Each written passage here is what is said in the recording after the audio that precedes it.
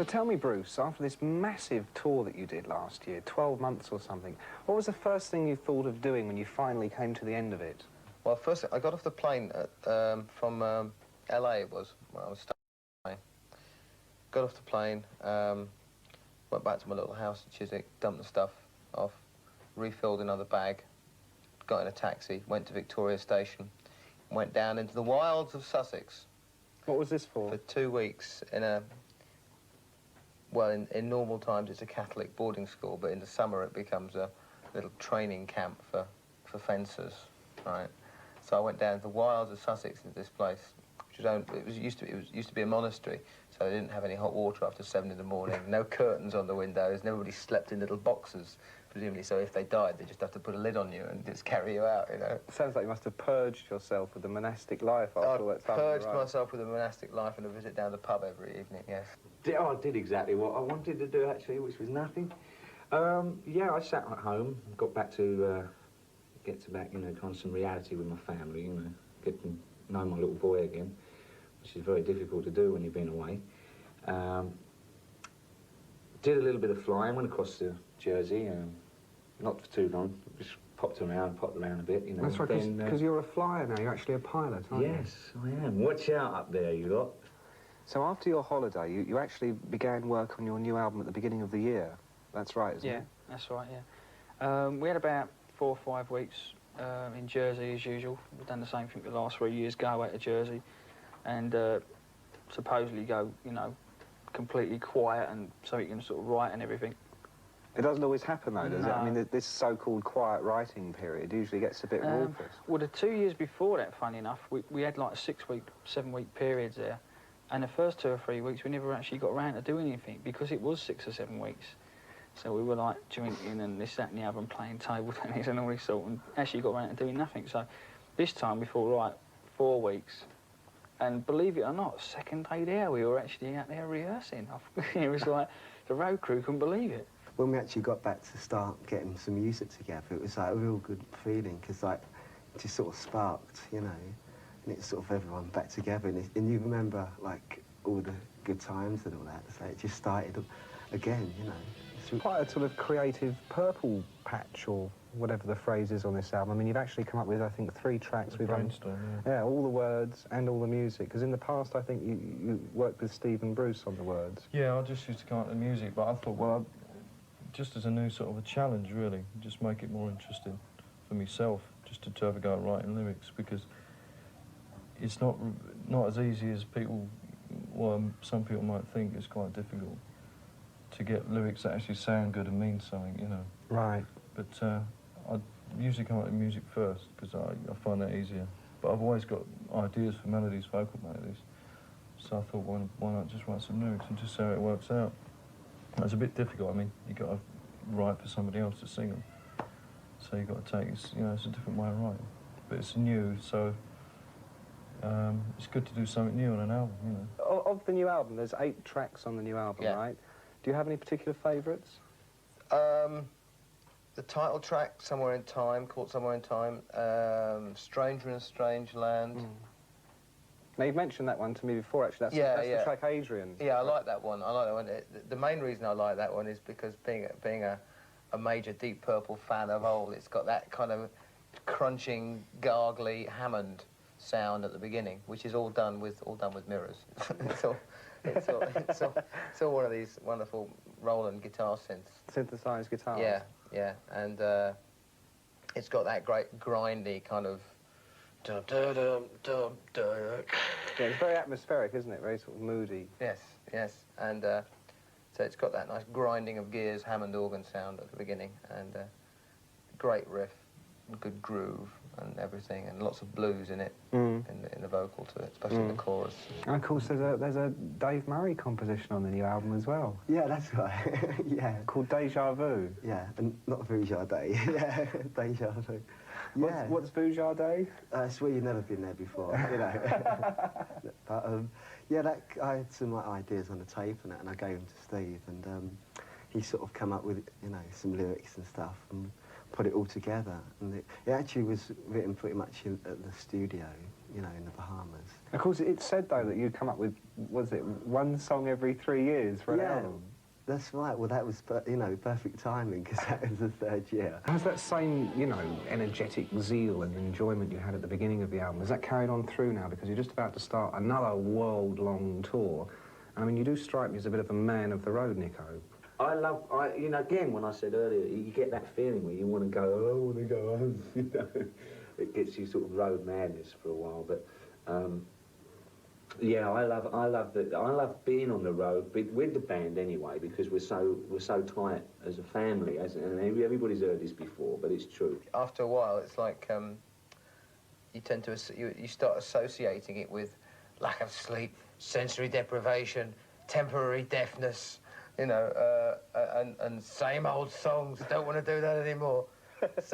So you do the new album, right, and that kind of saves your psychic bacon, because then you're buzzing with all these new songs and all these new tracks, the new stage show and the new stage clothes I've got and everything.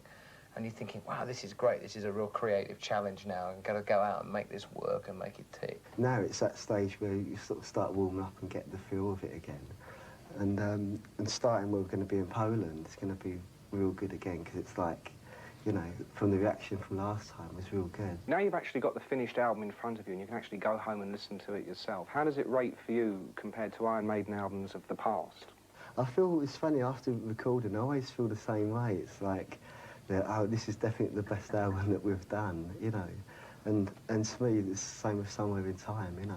It feels like we've actually gone a step further. Is it as you imagined it might have been before you actually got in and started writing and recording?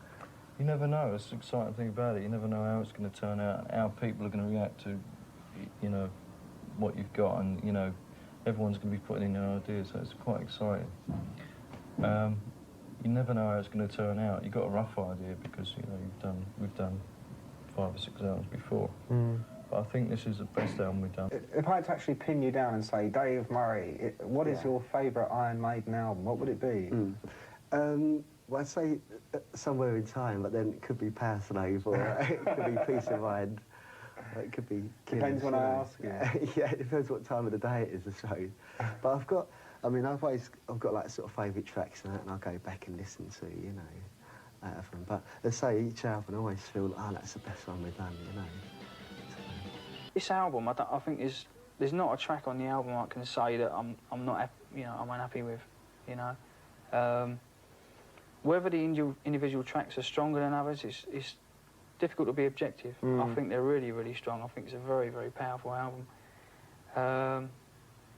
But as an overall album, I would say it's probably the best thing we've done probably since the first album, I would say.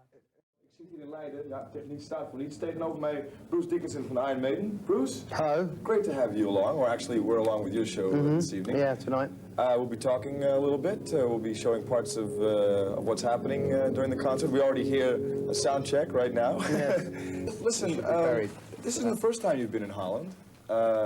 What? This is the first time you've been in Holland. This isn't? No. Oh, you're right. That's right. Of course I'm right. Because you did part of the album, Somewhere in Time. Yeah, I lived in Amsterdam for 3 months when we were doing the album, and then I had to spend some time just like floating around nowhere in particular, so I just sort of stayed in Amsterdam, and it was great. I love the place. How much of the album exactly was recorded in Holland? Everything except the bass and drums. We did the bass and drums in Nassau in the Bahamas. Now, I heard that you did the vocals in the kitchen? Yeah, that was the rough vocals. Oh, What we do is when we do the backing tracks, we have everybody playing along, so that it makes it more like a live concert. So you get a sort of feel on the record. Oh, I see. And then we just go back later and redo them properly. Or as good as possible, of course. Yeah, as good as possible. The thing is that when you're just doing the bass and drums, everything has to be separate, all sounds. So we had the guitarists playing in little sort of like rubber boxes, so you couldn't hear them. And I couldn't very well stand in the middle of the studio singing because it would go on the drum microphones. Yeah. So they stuck me in the kitchen. I just got very fat in between takes because I used to lock the door and forget about me. I'd be in there for hours going, hello, is there anybody there? They'd all gone down the pub. You know? Okay, tell me about Eddie. How big is he? I mean, what does he do? I mean, how does he work? Who controls him? He is kind of like the anti-hero of all monsters. He's the good guy and he's the bad guy all rolled. He's like the Clint Eastwood of monster movies. And the whole thing with Eddie is that you should be maybe a little bit scared, but he's not really supposed to be like really evil. I mean, he's not like, he doesn't have a really black kind of sexual content or anything weird. He doesn't rape people, and he doesn't. The only people that Eddie ever gets on the album covers are people who deserve it. You know what I mean? Do you consider yourselves more performers or musicians when you're on stage? Which comes first, if I could put it that way? Well, the music has to come first because otherwise you can't perform. That sounds like a cop-out. It's the chicken in the egg. But it's, yeah, the music has to come first. I think if you have it the other way around, then it's false. If you go on and you think, oh, well, it sounds like a load of rubbish, but I don't care. Let's all be like an actor or something. Yeah. Then I think that's wrong. I don't think the audience wants to see a fake. Talking about the audience, these guys come across, you know, most of the fans in the audience are guys. Yeah. They come across Well, as I don't know, well, yeah. well, there might be a couple of girls that came to see you. No, I think there's quite a few girls out there. If you go and have a look. I will. We will be going out. They seem pretty aggressive. I mean, what do you know about the hard rock, heavy metal fans? Well, aggression always gets mixed up with violence, right? In fact, the two are completely separate. And aggression also gets mixed up. It's a misused word. Whenever anybody goes like that, right? People say they're being aggressive. In fact, they're not. They're just going, I feel great, right?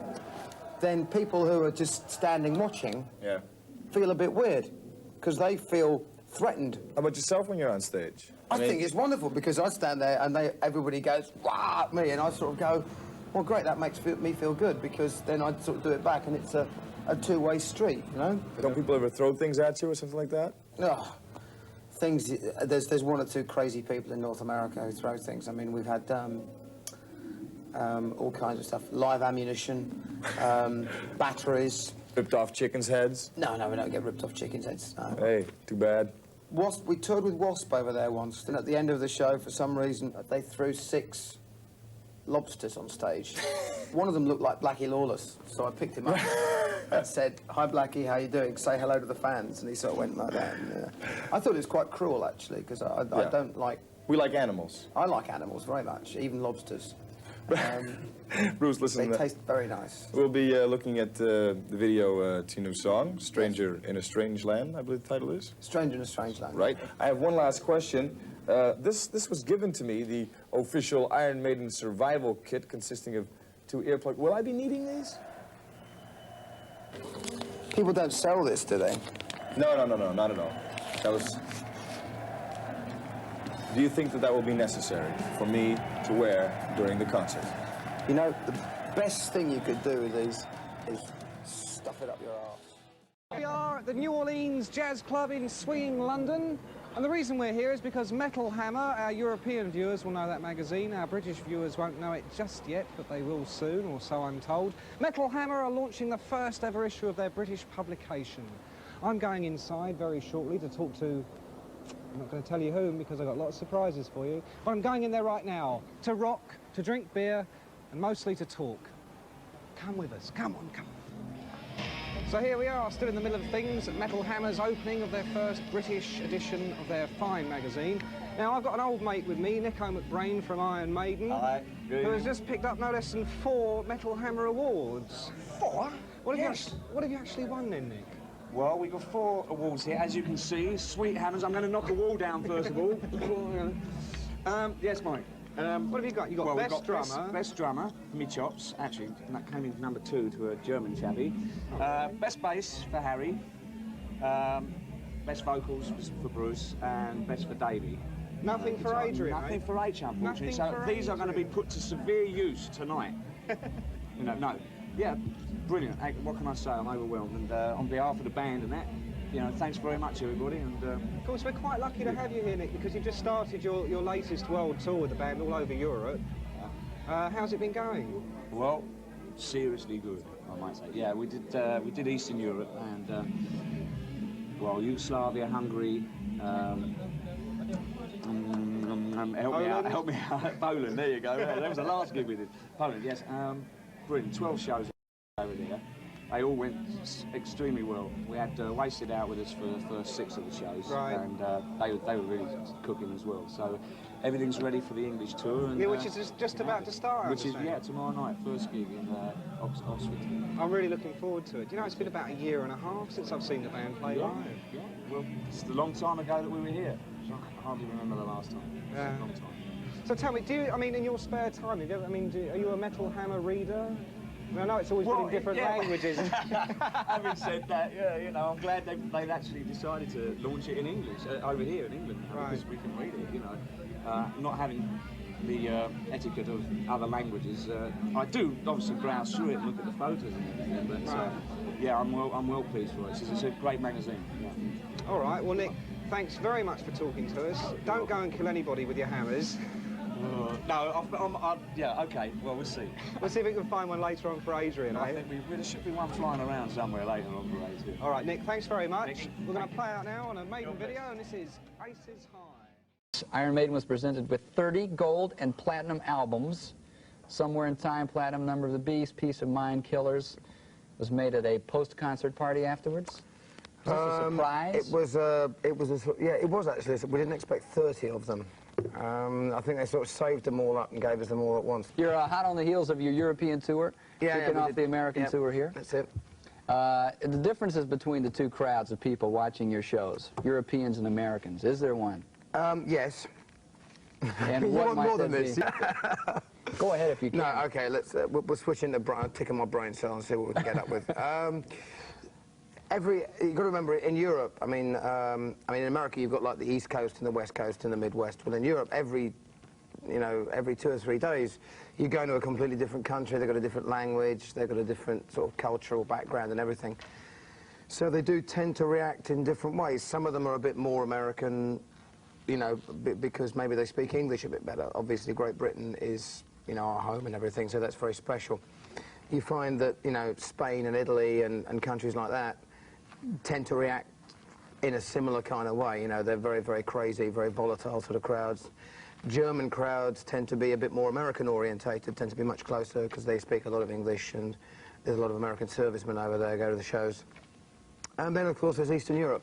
Poland, actually. Poland and Hungary and Yugoslavia that we did were all terrific this time. We doubled the audiences, and we could have played twice as many shows. Wow. We've even got record deals in these countries now. We can sell records in Poland and Hungary. We can't spend the money. We can't get the money out of the country, but there's lots of good things you can buy over there, like vodka. Your hobbies. What do you guys do when you're not, like, traveling around the country on an extensive tour, which you do a lot of? You mean on days off and things like that? Days off, or you had a little break before the European tour, I guess it was? After the European tour. What did you do? Well, I'm a mad keen fencer, which I did this thing on MTV last time from a fencing club here in New York, right? So I truck off to Germany and go and train over there with some of the German fencers or whatever. And on days off here, I go, like the last couple of days, I've been fencing here in New York. The rest of the guys, it's soccer, tennis, fishing, flying. There you go. The drummer's a pilot, God help us all. And, no, actually, he's a very good pilot, actually, very good.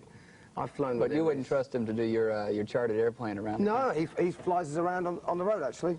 When we do some of the big places like, Albuquerque, El Paso, all these kind of towns. He's got a friend in Houston who runs a small charter service, and he comes up, drags a twin prop or a little turboprop aircraft up there. We all jump in and fly around and go nuts, do a few barrel rolls, stick to the walls.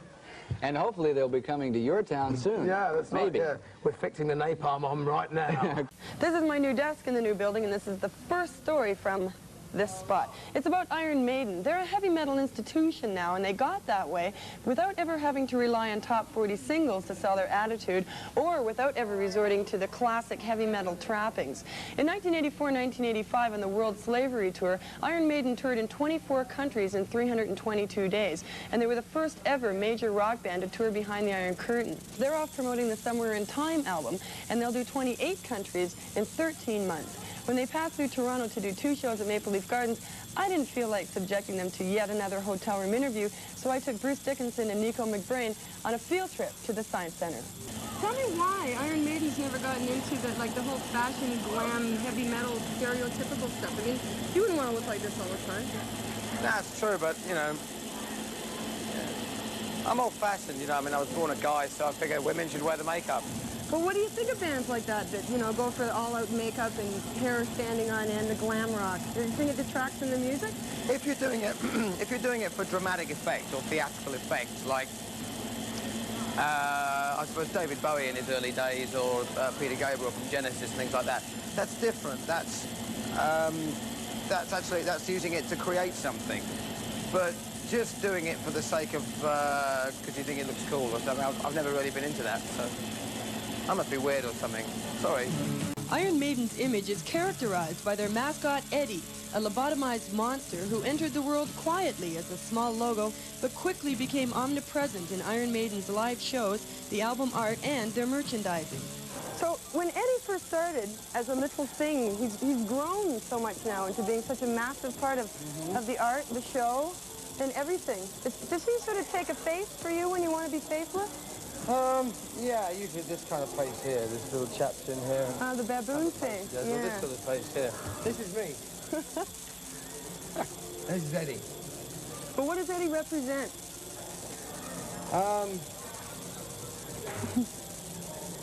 Difficult to say. He changes when he's like the monster movie anti-hero. Clint Eastwood of monsters. I mean, what does Clint Eastwood represent?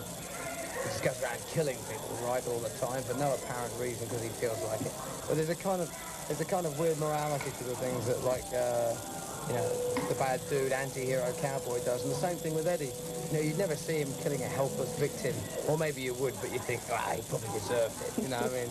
So he's that kind of a guy. You're a regular all-American hero. This is how they make rock journalists. They all come out of the same mold. And they all ask the same question. They all ask the same question. That's true. You know. Safe driver, huh? Unlike many heavy metal bands, crowd violence is not something that is associated with Iron Maiden. The audience reaction is boisterous, but Maiden is careful to pace their show so that the crowd exodus at the end is peaceful. When you do something like a concert, it's very easy there's a lot of energies released, and it's very easy for people to go out and think it's okay. I mean, let's face it, we've all done things when we were a kid, you know.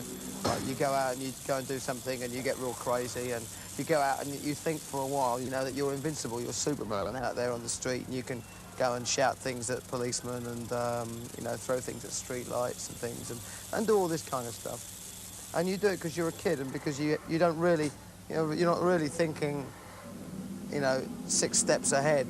That's why kids are so great, because they don't have all these inhibitions. But at the same time, you've got to, sometimes you have to say, hey guys, be cool when you go outside, you know, because we've just been in a little bubble here, locked in our Maple Leaf Gardens little fantasy world for 2 hours, and it's been great.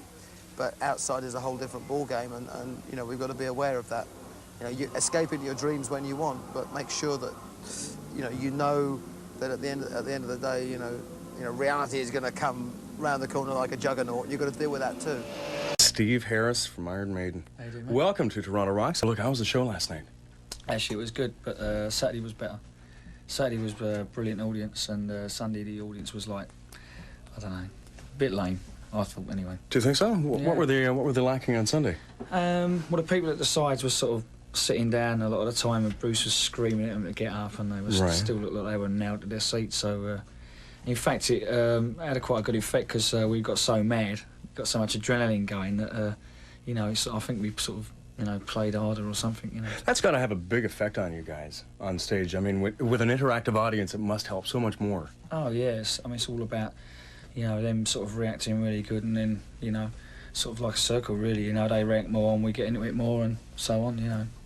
Tour itinerary-wise, where are you? Well, we're getting towards the end of the tour now. We started in September in Eastern Europe, did all the rest of Europe up till Christmas, and the States started in January, and we finished May the 2nd at Irvine Meadows, LA, and then it's Japan after that, so. So you still have a ways to go. Yeah. A few miles to go on the tires there. Yeah, a few weeks, yeah. Describe the show. I know you had a little bit of a chance taking with Somewhere in Time, the album itself. How did the show change from the last time around? Well, for we you based guys? it around a sort of a futuristic type thing. Eddie's like a Blade Runner type Terminator sort of figure, and Complete with laser battle. yeah, that's right. And we had like all these inflatables, you know, sort of spaceships and stuff, and spacemen hanging out there. And someone said it looked a bit like Pink Floyd type of thing, you know, which I'll take that as a compliment, actually. Yeah. And you know, all the rest of the show, like we had like these things where at the end where me and Bruce stand and the hands come up, and Eddie's underneath Nicko's drum kit. It goes right up in the air, and it's like the hands come up, and me and Bruce are standing in the hands, and so it's quite a show. How much equipment do you have? Oh, I don't know. I don't know exactly, you know, how many tons of it there is or whatever, but it's about 8 trucks worth, I think. 8 trucks you haul around with it? Yeah. Wow. 8 trucks to haul these kind of tunes right here. This is Iron Maiden and Wasted Years on Toronto Rocks. Somewhere in Time, the name of the album. That's Iron Maiden and Wasted Years, and Steve Harris with us here.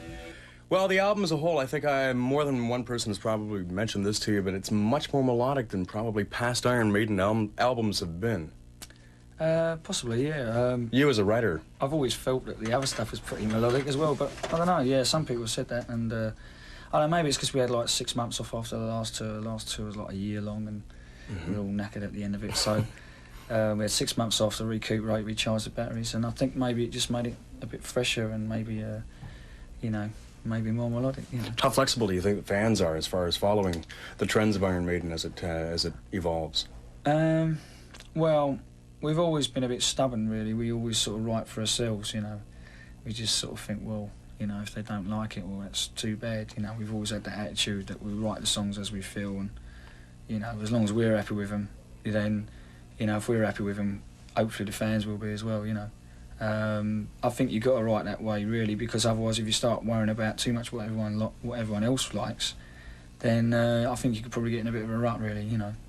And we've tried all different sorts of stuff, you know, like, I mean, the last album we had like a 13-minute song and all sort of weird and wonderful bits and pieces in that, and everyone seemed to like it, you know, but if they didn't, as long as we're happy with it, you know, that's the main thing, really. Being an artist, it almost demands that you do that. Please yourself first. Yeah, I think so, yeah. How would you describe an Iron Maiden fan? I wouldn't really say there's an actual archetypal Iron Maiden fan. Maybe in England you could sort of say that a bit more, because they tend to come to the shows with a denim and Maiden on their backs and stuff. Whereas, you know, in Canada and America and that, they're not so much like that, you know. I mean, some of them are, but, you know, there seem to be all sorts of people, really, you know, that come to the gigs over here.